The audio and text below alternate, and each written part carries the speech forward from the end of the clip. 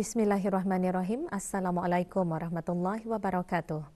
Dulian Teramat Mulia Paduka Seri Pengiran Muda Mahkota Pengiran Muda Haji Al-Muhtadi Billah Ibni Kebawah Duli Yang Maha Mulia Paduka Seri Baginda Sultan Haji Hassan Abdul Qiyam Muizzaddin Wadaulah Menteri Kanan di Jabatan Perdana Menteri kemarin berkenan menerima menghadap Duta Besar Istimewa dan Mutlak Republik Rakyat China ke negara Brunei Darussalam yang akan menamatkan perkhidmatan.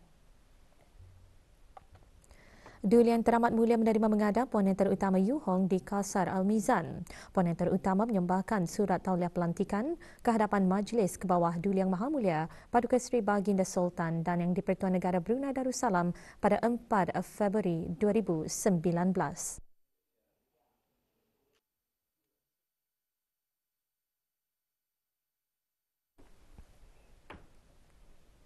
Dengan pengalaman melewati 3 dekad, Perbadanan Tabung Amanah Islam Brunei Taib dan warga kerjanya setentunya akan sentiasa memikirkan tata cara membuat perubahan yang kreatif, inovatif dan produktif bagi memacu kemajuan dan perubahan masa depan. Semua ini juga bertepatan dengan kehendak dan tekanan pelanggan yang sentiasa berkehendakkan perkhidmatan yang cemerlang dan berkualiti. Menteri di Jabatan Perdana Menteri menekankan perkara itu pada Majlis Penghargaan dan Makan Malam Tahunan Perbadanan Taib sempena ulang tahun penubuhannya yang ke-31. Majlis berlangsung malam tadi di The Empire Brunei.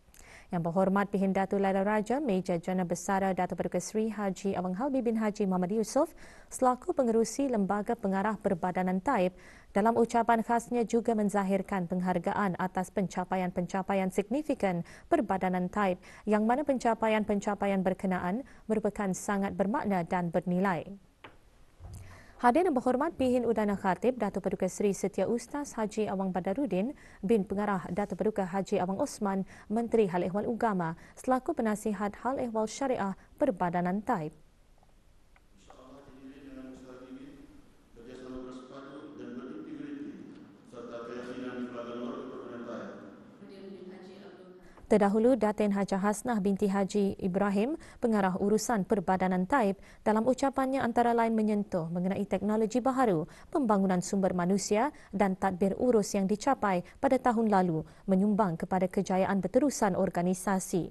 Majlis diisikan dengan penyampaian anugerah perkhidmatan kepada pegawai dan kaki tangan yang telah bersara dan penyampaian anugerah kepada kaki tangan yang telah memberi sumbangan kepada negara dan masyarakat. Juga hadir Pengiran Datuk Seri Paduka Haji Muhammad Tashim bin Pengiran Haji Hassan Timbalan Menteri Hal Ehwal Ugama dan Datuk Seri Paduka Awang Haji Khairuddin bin Haji Abdul Hamid Timbalan Menteri Kewangan dan Ekonomi.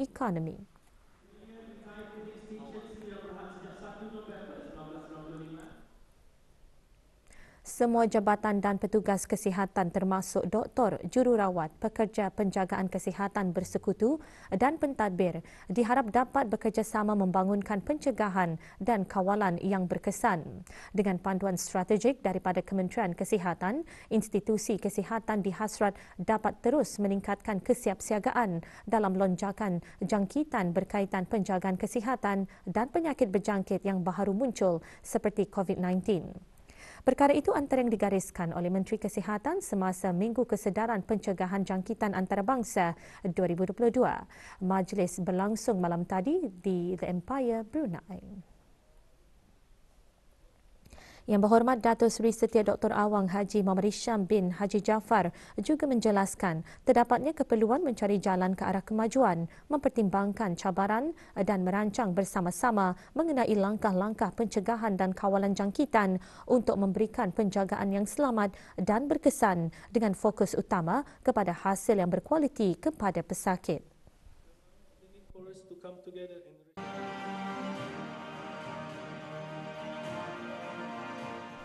Sejak penubuhannya pada tahun 1986, Minggu Pencegahan Jangkitan Antarabangsa telah berusaha meningkatkan kesedaran mengenai pencegahan jangkitan. Tema pada tahun ini ialah The Future is Infection Prevention, 50 Years of Infection Prevention. Majlis diselajurkan dengan penyampaian hadiah kepada para pemenang kempen pertandingan poster digital Anjuran Jerudong Park Medical Center JPMC. Juga diadakan sesi plenary dari penceramah jemputan.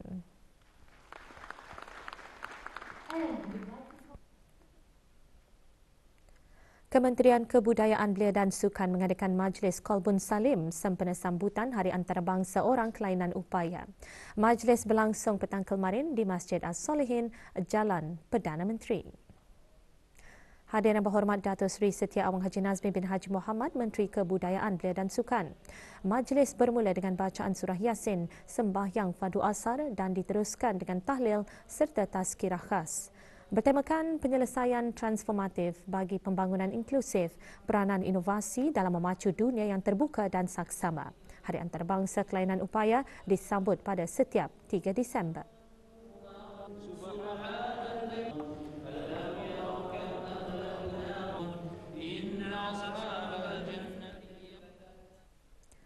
Sokongan dan kerjasama padu daripada pelbagai pihak termasuk sektor swasta diharap akan dapat mendukung usaha-usaha kerajaan untuk mengembangkan minat, kemahuan serta kemampuan golongan OKU untuk mencapai potensi dan meningkatkan taraf hidup mereka.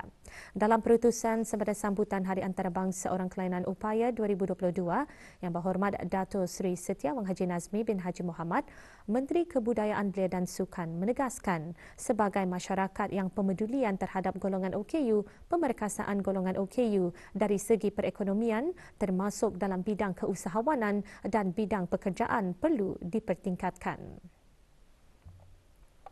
Dengan tema sambutan tahun ini, penyelesaian transformatif bagi pembangunan inklusif, peranan inovasi dalam memacu dunia yang terbuka dan saksama, tema selaras dengan agenda pembangunan Mampan 2030 No One Left Behind yang menekankan pentingnya mencari penyelesaian inovatif khususnya untuk menjadikan dunia lebih mudah diakses dan dapat memberikan manfaat kepada golongan OKU.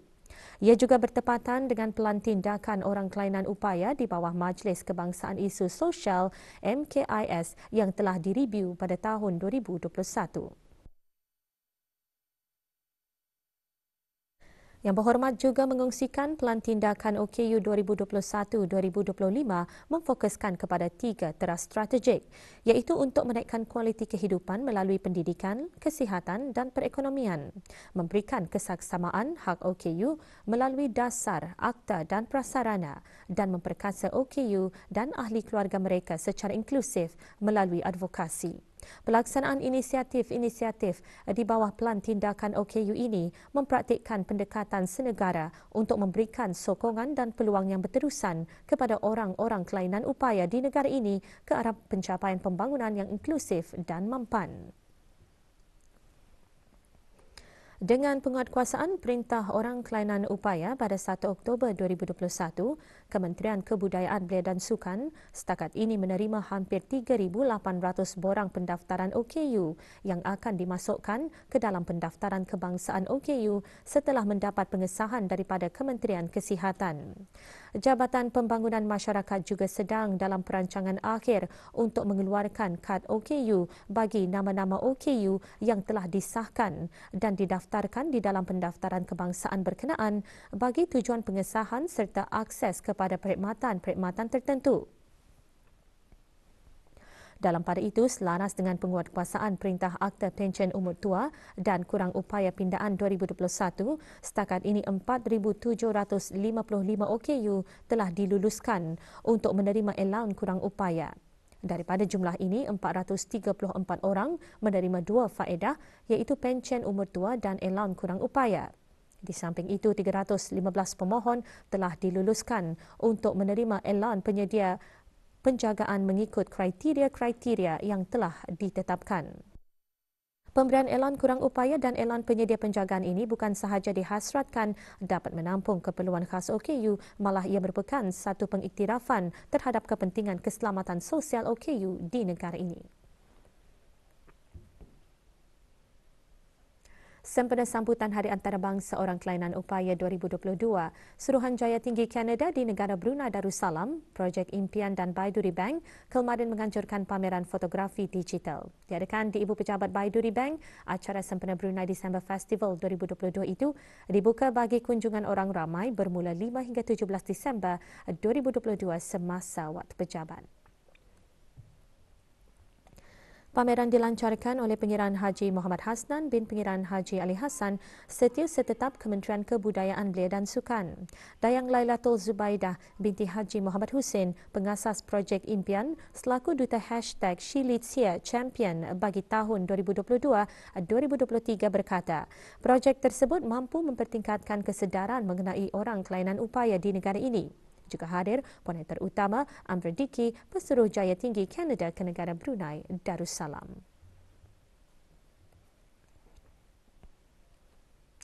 Hari Antarabangsa Orang Kelainan Upaya OKU disambut setiap tahun pada 3 Disember. Tahun ini sambutan bertema penyelesaian transformatif bagi pembangunan inklusif, peranan inovasi dalam memacu dunia yang terbuka dan saksama. Bagi menyokong sambutan Hari Antarabangsa OKU, malam tadi Jambatan Sultan Haji Omar Ali Saifuddin dinyalakan dengan lampu berwarna ungu sebagai warna simbolik sambutan tersebut yang turut dipraktikkan oleh negara-negara lain. Penyalaan lampu bermula 7 malam hingga 5 pagi tadi.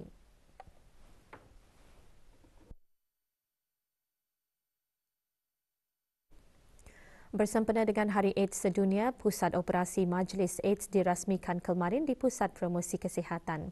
Pusat operasi itu dijadikan sebagai base center bagi ahli-ahli Majlis AIDS Brunei Darussalam, ahli kelab penyinar, sukarelawan dan juga penempatan pelajar untuk melaksanakan kerja, projek atau program dan aktiviti yang berkaitan dengan persatuan dan HIV AIDS.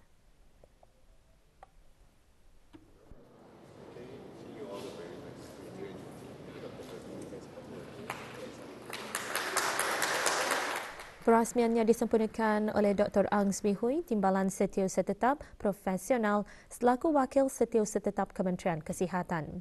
Pusat operasi ini diserahkan kepada Majlis AIDS Brunei Darussalam oleh Kementerian Kesihatan. Ia juga sebagai tanda sokongan berterusan Kementerian Kesihatan kepada pihak Majlis AIDS dalam menyebarkan maklumat-maklumat kesihatan dan kempen-kempen yang berkaitan dengan HIV AIDS.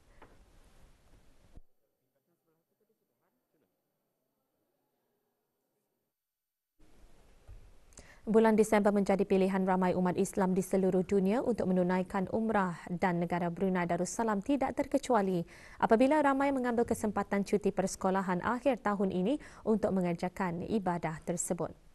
Lebih 150 jemaah umrah kemarin berlepas ke Tanah Suci Mekah.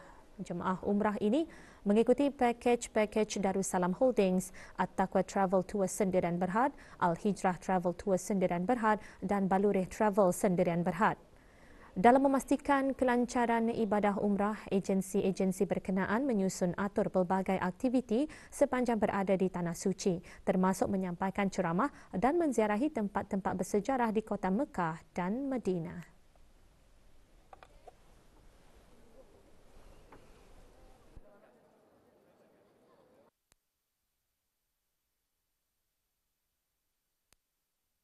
Kesempatan kami pada waktu cuti sekolah ini, dan inilah waktu kami untuk mengerjakan umrah yang paling sesuai kerana inilah masa anak-anak saya juga cuti. Mudah-mudahan kami bertiga mendapat umrah yang mabrur.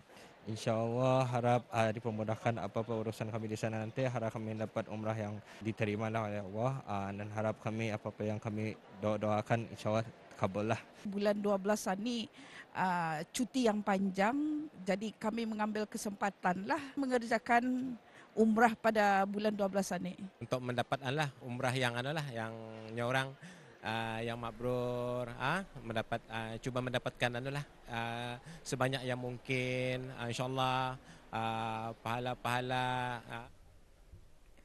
Status harian normal baharu COVID-19. Satu kes berada dalam kategori 5 iaitu memerlukan rawatan di unit rawatan intensif ICU dengan 2 kes berada dalam kategori 4 iaitu yang memerlukan bantuan oksigen dan di bawah pemantauan rapi. Kementerian Kesihatan memaklumkan 620 kes dilaporkan sembuh.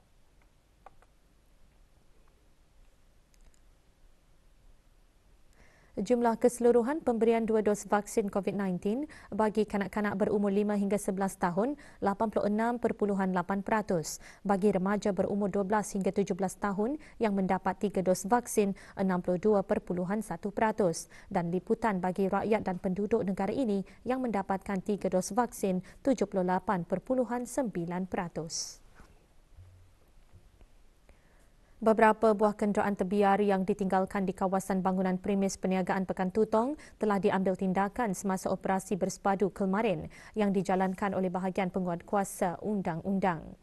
Mengetuai operasi Awang Muhammad Sofian bin Haji Basri, Pemangku Pegawai Daerah Tutong, bahagian penguatkuasaan Jabatan Daerah Tutong dan Jabatan Bandaran Tutong mengingatkan orang ramai tindakan boleh diambil jika individu didapati meninggalkan kenderaan atau barang-barang di jalan-jalan raya atau di kawasan lapang. Jika didapati bersalah boleh didenda tidak kurang RM1,000 dan tidak melebihi RM3,000 bagi kesalahan pertama. Manakala badan-badan korporat yang melakukan kesalahan pertama di bawah bab tersebut boleh didenda tidak kurang RM2,000 dan tidak melebihi RM10,000.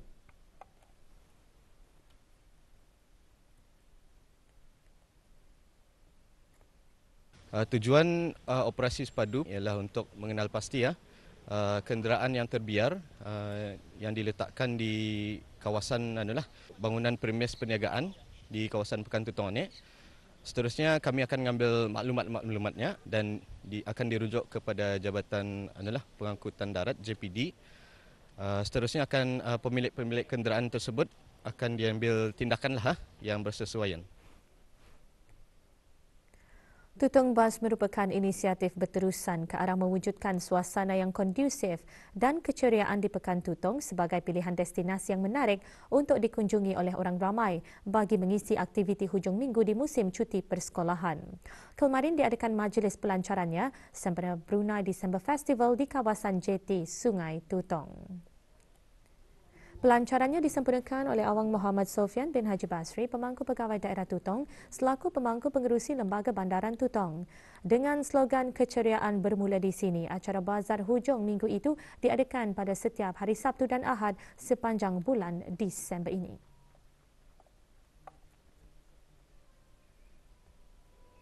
Pelbagai acara dan aktiviti berbentuk riadah dan pelancongan disediakan semasa acara tersebut. Pada masa yang sama, ia dihasrat dapat merangsang pertumbuhan ekonomi di kawasan perbandaran Pekan Tutong. Tutong Bus dianjurkan oleh Jabatan Bandaran Tutong dengan kerjasama Jabatan Daerah Tutong dan Badan Kemajuan dan Kreatif Daerah Tutong melalui AIZ Event Planner and Management. Dalam usaha mengembang majukan sosioekonomi dan meningkatkan lagi penglibatan dan kesepaduan masyarakat, Pekan Bangar Daerah Temburong dimeriahkan lagi dengan satu program perekonomian iaitu Ketemburong Bisai. Program dianjurkan oleh Majlis Perundingan Mukim dan Kampung Daerah Temburong dengan kerjasama Jabatan Daerah Temburong. Program Ketemburong Bisai memberi peluang kepada pengusaha satu kampung satu produk untuk menjana pendapatan selain menjadi wadah bagi memperkenalkan dan mempromosi produk-produk keluaran penduduk daerah berkenaan. Juga diadakan kempen derma darah di Pusat Belia Daerah Temburong. Orang ramai dialok-alokkan berkunjung untuk menyaksikan program Ketemburong Bisai yang sedang berlangsung sehingga hari ini.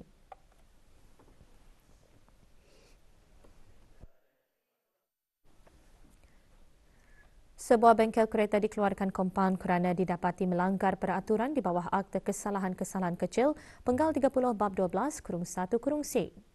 Unit Penguatkuasaan Jabatan Daerah Tutong mengenakan kompaun RM500 ke atas bengkel Yomoto di Sri Aman Kompleks Pekan Tutong kerana didapati menumpah minyak kereta ke dalam longkang. Bengkel terbabit diberi tempoh 7 hari untuk menjelaskannya. Jika gagal membayar, boleh dikenakan denda tidak kurang RM1,000 dan tidak melebihi RM3,000 bagi kesalahan pertama. Kesalahan kedua atau berikutnya denda tidak kurang RM3,000 dan tidak melebihi RM9,000. Dihukum penjara bagi suatu tempoh tidak melebihi 6 bulan.